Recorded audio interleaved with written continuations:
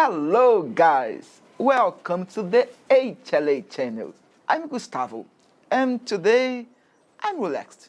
Usually you watch me in these videos talking about something about HLA, but today is different. I'm just watching, reading a book, enjoying the nature, listening to the birds singing, and, and the airplane show that is happening here, that it is bothering me. But I'm waiting patiently. I'm waiting patiently to do this introduction. Well, we had a webinar organized by Omixon, and we invited Dr. João Coelho. Dr. John is a PhD in microbiology, and he has a great experience with nanopore. During the COVID-19 pandemic, he worked with nanopore doing the SARS-CoV-2 virus sequencing. And he has a very large experience with nanopore, and today he will talk about the nanopore technology, doing an overview about this technology since its beginning until today. As I mentioned, he is a PhD in microbiology, currently working at the eGen laboratory in São Paulo, Brazil. This laboratory is headed by Dr. Maria Gervasi and Renato De Marco, and one of the best HLA laboratory in the world. I'm sure that. This webinar was in Portuguese, and I tried to put some English subtitles. I'm not fluent in English, but I'm sure it can help you to understand, and I'm sure that you will enjoy what Dr. John has to say to us. So, grab your caipirinha and let's discover it. John, the stage is yours. Obrigado, Gustavo. Eu gostaria de dizer que eu me sinto muito feliz de poder estar aqui conversando com vocês, com especial, né, com essa audiência e falando sobre o sequenciamento de terceira geração da Oxford Nanopore e sobre o que vem aí pela frente, né, com o Nanotype, que é um novo conceito em tipificação HLA por alta resolução pela tecnologia Oxford Nanopore. Nesse webinar, a gente vai tocar em alguns assuntos, né, assim, que eu considero mais importante para tentar demonstrar a visão geral sobre a tecnologia, sobre como ele funciona, quais são as premissas que estão por trás desse sequenciamento, como que é feito para a gente ter uma ideia geral do sequenciamento em si, quais são as aplicações. Ele possui diversas aplicações, eu listei algumas aqui, a gente vai poder conversar um pouco sobre isso mais à frente. Sendo assim, eu começo pelo mais óbvio, né? Pela pergunta mais simples que se faz. O que é essa tecnologia, né? O que é a tecnologia de sequenciamento por nanopores, afinal? Primeiro que ela é uma tecnologia de sequenciamento de ácidos nucleicos, ela pode sequenciar tanto DNA quanto RNA, e a premissa dela é bastante simples. Você tem basicamente uma estrutura que é um poro em nanoescala, então é um poro nanométrico que é proteico. Você tem uma proteína muito pequena que forma um canal, e esse canal permite a passagem de certas moléculas, né? Ele tem uma fenda pequena o suficiente para permitir a passagem de uma molécula, de uma fita, ou de DNA ou de RNA. E aqui à esquerda, nessa figura desse slide, a gente vê a estrutura tridimensional desse poro, né? Você vê uma visão superior, né? Para mostrar a região que o poro faz, central mesmo, numa visão superior. E você tem uma visão mais transversal, mostrando em laranja ou em amarelo a fita, né, que pode ser um ácido nucleico, tanto o DNA quanto o RNA, e como ele atravessa, como ele perpassa, como ele transloca, né, através desse poro, e existe uma região de detecção que está mais marcada em azul, ali no centro. Mas como é que isso funciona em si? À direita, vocês veem um esquema em que mostra a premissa da tecnologia, que é o seguinte: você tem uma membrana, né? Você tem um polímero que é eletricamente resistente. Essa membrana tem os poros, que são dessas proteínas que eu falei, que formam um nanoporo, e todo esse sistema está embebido numa solução eletrolítica, de modo que, ao aplicar uma voltagem, né, e você tem uma solução eletrolítica, você produz uma uma corrente iônica, né? Então, na parte superior da figura direita, você vê que tem uma setinha indicando o fluxo desses íons, né? E conforme o fluxo dos íons passa, ele transloca aqui ao longo do poro. O que acontece é que, como os ácidos nucleicos estão carregados negativamente, tanto o DNA quanto o RNA, e esse lado superior, vamos chamar assim, a parte superior, também está carregado negativamente, o lado inferior, a parte de baixo aqui no esquema está carregado positivamente, as moléculas elas tendem a translocar do lado do cis, onde está todo mundo negativamente carregado, para o lado trans, onde você tem uma região carregada positivamente. Só que a ideia geral, ela consistia só do poro, mas vocês observam aqui na figura que perto da seta próxima aqui do poro tem uma outra molécula, tem um esquema de uma outra molécula mais verdinha, em que você tem um que a gente chama de proteína motora. Aí eu vou tentar detalhar um pouquinho isso mais para frente. Mas a premissa é basicamente essa: você precisa produzir uma corrente iônica e toda vez que o ácido nucleico ele passa pelo poro, é registrado um sinal, você tem eletrodos que captam a corrente elétrica, né, a perturbação da corrente elétrica, e a perturbação da corrente elétrica, ela produz padrões que são exatamente correspondentes à sequência do ácido nucleico que está atravessando o canal. A ideia do sequenciamento em si, ele parte de um princípio muito simples, né? Ele tem uma história simples, eu não vou devagar aqui, mas ela data dos anos, né, do final dos anos 80, 1989. David Dimmer, que é um biólogo americano, ele dirigia e, de repente, ele teve um insight e resolveu anotar essa ideia dele. Né? Ele teve uma ideia sobre como sequenciar. Né? Isso tem a ver um pouco com a linha de pesquisa que ele já produzia na universidade, na alma mater dele, né? Vamos chamar assim, na universidade de origem dele. E ele fez uma série de anotações, e vocês veem na figura esquerda as anotações dele com a ideia desse sequenciamento em si. Ele tem basicamente três partes ali em cima, à esquerda, na anotação. Ele fala das circunstâncias na qual ele teve a ideia, que é justamente esse percurso, ele dirigia e resolveu ter uma ideia e quis anotar. Bem no centro da anotação, ele fala do conceito principal, que a ideia era: e se eu pudesse transferir algo através do poro, isso bloqueia uma corrente iônica, né? Como é que isso poderia ser medido e se isso poderia ser utilizado para o sequenciamento? Ele teve a ideia aqui, e lá embaixo ele coloca alguns detalhes que ele já considerava importante, né? Como parâmetros de biofísica, por exemplo. Ele pensava no tamanho do poro.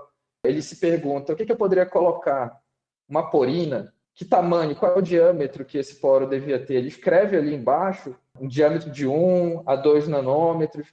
Mais para frente a gente vê que ele quase acerta na previsão desse poro.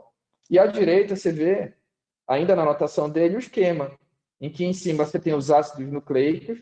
Então aqui você tem os ácidos nucleicos, né? Aqui você teria o poro proteico, tá?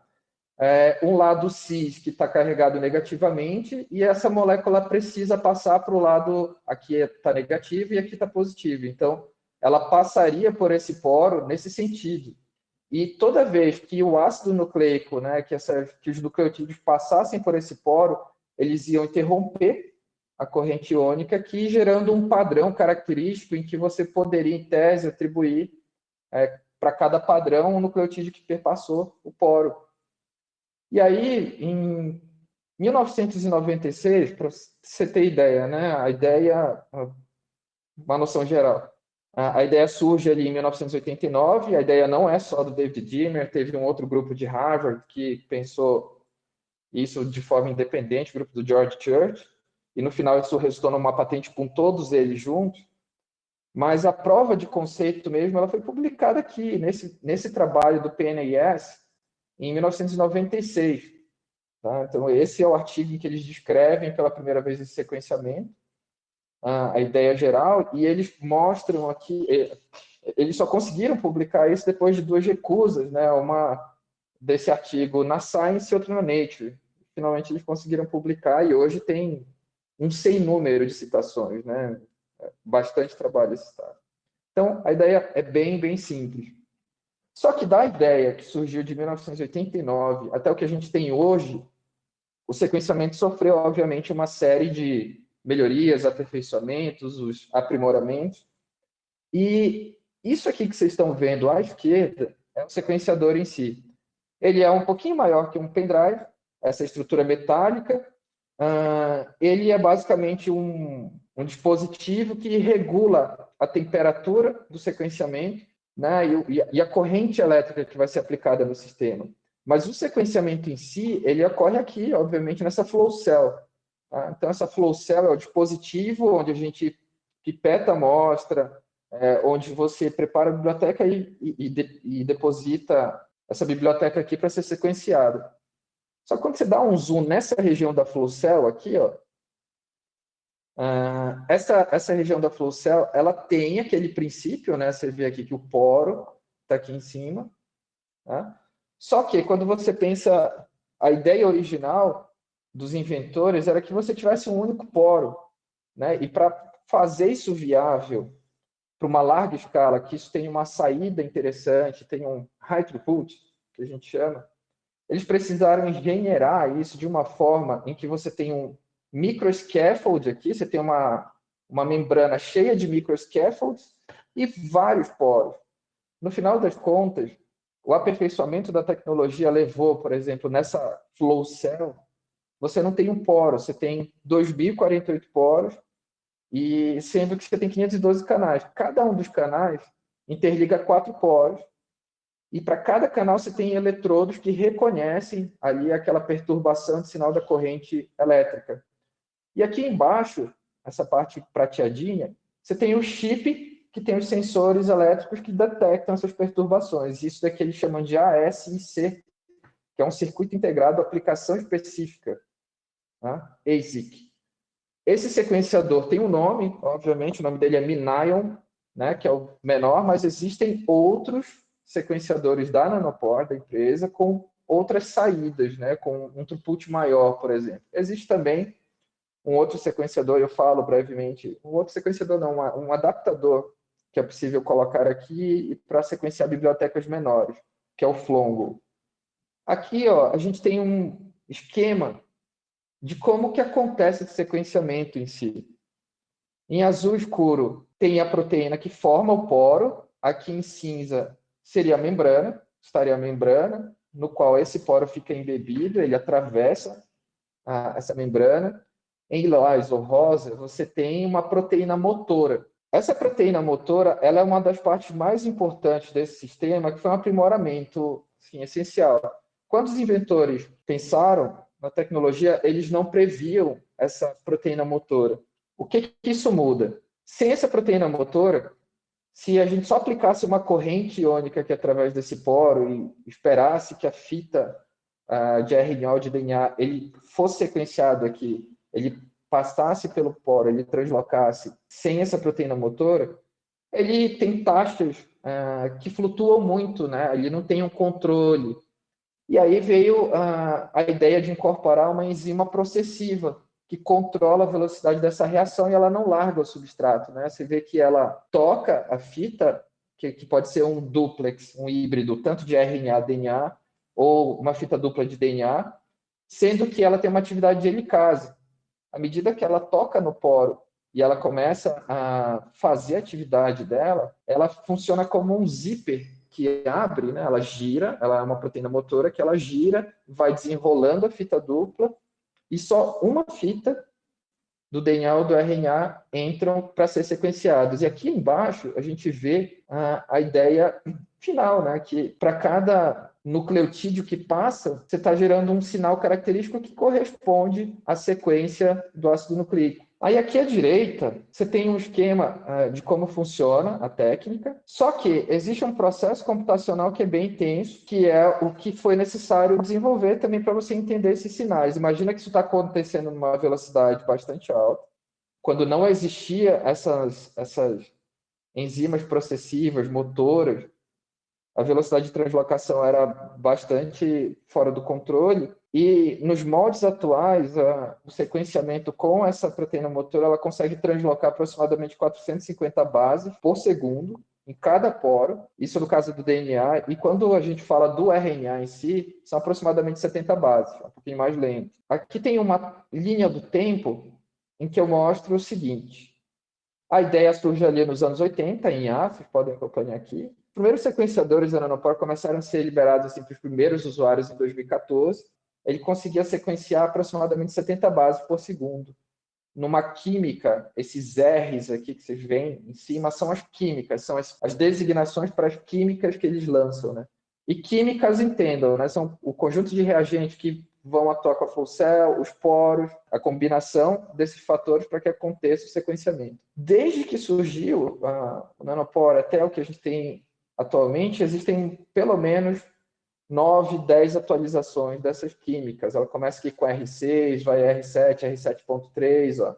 Em 2015, as pessoas começam a ter o acesso ao Omnium, que é esse sequenciador que eu falei. Surge a química R9, R9.4, R9.5 e assim por diante. O que está acontecendo para eles mudarem a designação dessas químicas? Eles estão fazendo mutações nos poros ou trocando as moléculas, né, que compunham os poros inicialmente. O que eles foram fazendo com o tempo era justamente tentar mutar alguns resíduos para melhorar a eficiência desse sequenciamento. Mas a revolução mesmo acontece por aqui, ó, entre 2016 e 2017, quando surge essa química R9.4, que é justamente um momento ali que eles têm a combinação ideal de um poro que é feito por uma subunidade G da curlina, que é uma outra proteína, uma outra porina, com uma proteína motora que acopla ali, tem aquela atividade processiva e tal, que veio com base veio do Fi29, né, do fago. Então, parece que esse é o ponto de virada, assim, no sequenciamento da nanopore. E o que acontece, né, com a evolução dessa tecnologia toda, né? Você vê aqui que existe o Omnium, que é o primeiro sequenciador, e com o tempo eles começam a fazer outros sequenciadores. Aqui você tem o Gridiron, o Prometheum, né, e o Flongo, que vão melhorando o throughput, enfim, que permite personalizar um pouco, né, o quanto a gente quer de saída do dado em si, sequenciamento. Aqui em B você vê a acurácia na determinação daquelas bases do sequenciamento em si. À direita vocês veem que tem aqui um D em verdinho, 2D em laranja e um D quadrado. Esses são tipos de bibliotecas que geravam tipos de reads. Essas bibliotecas que estão em laranja, elas foram descontinuadas pela Nanopore e hoje que a gente tem essa biblioteca que a gente chama de 1D, que é verdinho. Mas a ideia aqui é para mostrar o seguinte, que você tem no eixo X aqui os anos, né? E a acurácia média vai aqui, né, no eixo Y, você vê que o gráfico está mostrando que vai melhorando a acurácia da determinação dessas bases. Muted. Tá? Quanto aos reads que são gerados, vocês veem que tem dois eixos, né, no Y. Você tem um eixo em azul, que tem o tamanho médio ali em cabeça, né, dos reads. E aqui, em vermelho, no lado direito, você tem o máximo, né, o tamanho máximo em cabeça desses reads. Isso tem melhorado bastante também, né, ao longo do tempo. Você vê que você tem reads aqui da ordem de milhões. A Nanopore já tem um kit de sequenciamento bom o suficiente e capaz de sequenciar reads de 4 milhões e meio de bases, né? Então são reads gigantes. Se você compara com a Illumina de 150 pares de base, por exemplo, 300 pares de base, isso é uma escala assim que não tem comparação. Tem pelo menos duas coisas adicionais que eu gostaria de comentar, que é o seguinte: sequenciamentos que foram feitos no passado, eles registraram, obviamente, aqueles padrões elétricos, e existe uma intensa área de pesquisa que é da melhoria da detecção desses padrões e de entender esses padrões. Então, a pesquisa dentro da área tenta aperfeiçoar e chegar naquelas bases de uma forma em que se erre menos. E aí você vê aqui à direita vários algoritmos que vão sendo criados ao longo do tempo, e o quanto isso vai melhorando a acurácia do dado no mesmo sequenciamento, né? Então, o sequenciamento antigo, você pode ficar reanalisando ele conforme os algoritmos vão melhorando. Então, outra melhoria super importante que tem acontecido recentemente é o seguinte: os primeiros poros, eles têm uma cabeça de leitura. O que é isso? tem uma região só em que você detecta os nucleotídeos que passam por aqui, que é menor, ele detecta poucos, né, nucleotídeos. E agora você tem uma nova química, que é a R10, que ela tem duas cabeças de leitura, é como se você tivesse duas regiões no poro que conseguem entender uma sequência maior de nucleotídeo entrando no poro. Isso é ideal, por exemplo, para você sequenciar homopolímeros. Se você tem muitos A's numa sequência, G's, C's e assim por diante, ele consegue entender melhor isso sem errar. Isso tem melhorado bastante a acurácia do dado. Os algoritmos têm melhorado muito porque eles utilizam redes neurais, essas redes neurais recorrentes, elas têm uma capacidade de aprender com o dado. Então, o que eles fazem nos laboratórios é treinar com várias sequências, treinam com sequências de vírus, de células de linhagem, de cultura, células humanas, enfim, com diversas sequências, de modo que a gente consegue identificar as bases através desses sinais aqui que estão esquematizados na figura. Esses são os programas que são gerados, que aparecem, né, para a gente quando a gente vai sequenciar o dado. Ele tem uma finalidade diagnóstica, então é muito legal sequenciar isso, porque você consegue sequenciar com o Nanopore, porque você consegue ter um panorama geral de sequenciamento em tempo real. É bem interessante mesmo como isso acontece. E conforme o experimento corre, né, e esse sinal vai sendo gerado, existe a possibilidade do software da Nanopore fazer o base calling, que já é entender em tempo real essas bases, ou isso pode ser feito depois e gerar os arquivos que a gente chama de FastQ, que são os arquivos que a gente vai usar na montagem. Para os preparos de biblioteca, você pode preparar. Existem vários tipos de preparo, e que depende da finalidade do seu sequenciamento, mas, de modo geral, aqui em A, como você vê, você tem que chegar no seu DNA de alto peso molecular, se faz a extração, existem vários métodos de extração de DNA, existem passos opcionais de fragmentação do DNA, por exemplo, métodos físicos, você tem métodos enzimáticos aqui, como, por exemplo, com a transposase. Você pode selecionar, dependendo da finalidade do teu sequenciamento, quais são os tamanhos que eu quero sequenciar, se eu quero sequenciar reads menores ou maiores, mas aqui o que importa é isso aqui, a gente chegar nesse molecular, nesse HMW, né, DNA, que seria esse molecular, esse DNA de alto peso molecular. Isso serve para DNA. A gente também pode fazer o cDNA, que é o que acontece aqui em B. Ele tem uma aplicação muito legal, que é de sequenciar diretamente o RNA. O RNA, o que se faz no preparo da biblioteca é um adaptador, adicionar aqui um adaptador que vai fazer uma fita de cDNA, mas ele não vai sequenciar o cDNA. Ele vai sequenciar o RNA e eu vou explicar daqui a pouco por quê. Antes disso, eu quero chegar aqui nessa parte. Tendo os inputs que podem ser tanto o DNA genômico, ou cDNA, ou RNA, existem essas bibliotecas que são chamadas aqui de 2D, 1D e 1D quadrado. Hoje, eles usam basicamente essa biblioteca 1D, em que você liga uma proteína motora em cada extremidade para cada DNA que você tiver fragmentado dentro da sua biblioteca. Está vendo que tem uma pontinha laranja aqui? Você tem a proteína motora numa extremidade e você tem uma pontinha laranja aqui. Essa pontinha laranja, você tem uma proteína que eles chamam de tether, né? Essa proteína tether, ela ajuda a estabilizar a reação geral, né? Ela funciona como uma malha, de modo que a ligação do complexo fica muito mais estável para acontecer o sequenciamento. Então, nesse preparo 1D, você tem a proteína motora ligada aqui nas duas fitas, e onde tem a proteína motora, vai ligar no poro e vai sequenciar, então, as duas fitas. Para o sequenciamento do RNA é o seguinte: quando você tem aquela construção que tem o RNA e o cDNA ligado, a proteína motora que está aqui, ó, à direita, ela está ligada no RNA, ela não liga no cDNA. De modo que o que é o requisito para acontecer o sequenciamento é que a proteína motora encaixe no poro. Se não tem a proteína motora no cDNA, ele não vai ser sequenciado, só sequencia o RNA. Então, existem vários tipos de preparo de bibliotecas, e esse slide aqui, para destacar um dos métodos que eu acho assim, mais interessante, que é o preparo de biblioteca de DNA, por exemplo, com a transposase. Por quê? Porque é muito rápido. Então, em uma hora, você consegue preparar uma biblioteca, né, e já sequenciar. O que é isso? Você tem um transposoma, você tem que é o complexo com as transposases. Essas transposases, elas estão complexadas a códigos de barra de DNA, E aí, o que que acontece? A transposase, ela acha aleatoriamente algumas regiões ali do DNA, ela encosta em algumas regiões aleatórias do DNA, na dupla fita, ela fragmenta isso e insere as sequências do código de barra. E logo após o código de barra, que está aqui em vermelhinho, né, ó, vocês veem aqui embaixo, logo após o código de barra, ele tem uma sequência adaptadora que vai ligar a uma outra sequência que tem a proteína motora. Tá?